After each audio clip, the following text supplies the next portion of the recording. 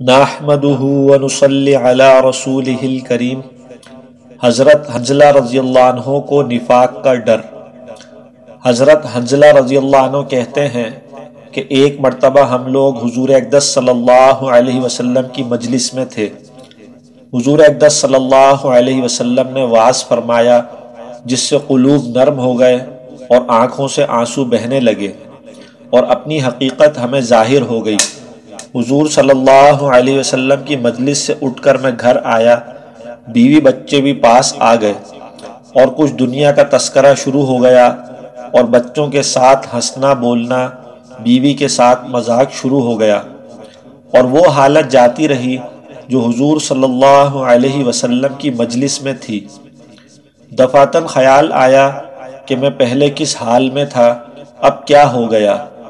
میں نے اپنے دل میں کہا کہ تو منافق ہو گیا کہ ظاہر میں حضور اقدس صلی اللہ علیہ وسلم کے سامنے تو وہ حال تھا اور اب گھر میں آ کر یہ حالت ہو گئی۔ میں اس پر افسوس اور رنج کرتا ہوا اور یہ کہتا ہوا گھر سے نکلا کہ حنظلہ تو منافق ہو گیا۔ سامنے سے حضرت ابوبکر صدیق رضی اللہ عنہ تشریف لا رہے تھے۔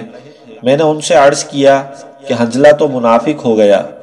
وہ یہ سن کر فرمانے لگے کہ سبحان اللہ، کیا کہہ رہے ہو؟ ہرگز نہیں۔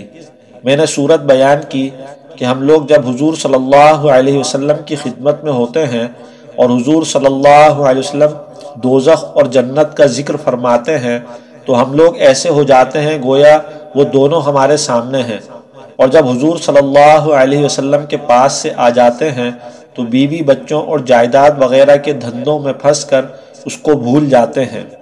حضرت ابوبکر صدیق رضی اللہ عنہ نے فرمایا کہ یہ بات تو ہم کو بھی پیش آتی ہے، اس لیے دونوں حضور صلی اللہ علیہ وسلم کی خدمت میں حاضر ہوئے اور جا کر حنظلہ رضی اللہ عنہ نے عرض کیا کہ یا رسول اللہ، میں تو منافق ہو گیا۔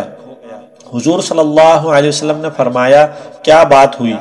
حنظلہ رضی اللہ عنہ نے عرض کیا کہ جب ہم لوگ آپ کی خدمت میں حاضر ہوتے ہیں اور آپ جنت اور دوزخ کا ذکر فرماتے ہیں تب تو ہم ایسے ہو جاتے ہیں کہ گویا وہ ہمارے سامنے ہیں، لیکن جب خدمت اقدس سے چلے جاتے ہیں تو جا کر بیوی بچوں اور گھر بار کے دھندوں میں لگ کر بھول جاتے ہیں۔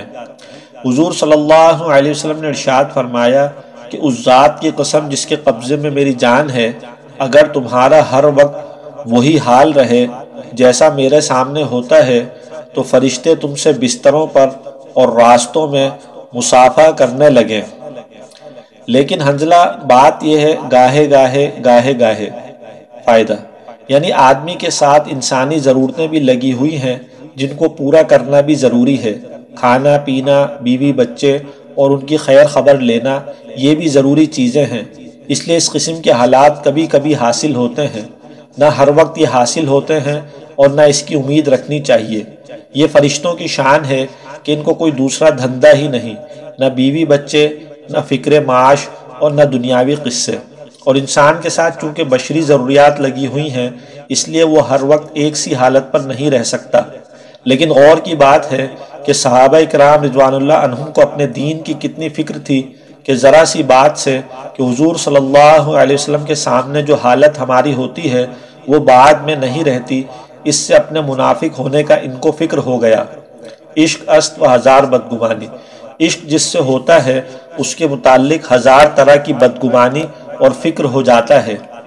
بیٹے سے محبت ہو اور وہ کہیں سفر میں چلا جائے، پھر دیکھیے ہر وقت خیریت کی خبر کا فکر رہتا ہے، اور جو یہ بھی معلوم ہو جائے کہ وہاں تعاون ہے یا فساد ہو گیا، پھر خدا جانے کتنے خطوط اور تار پہنچیں گے۔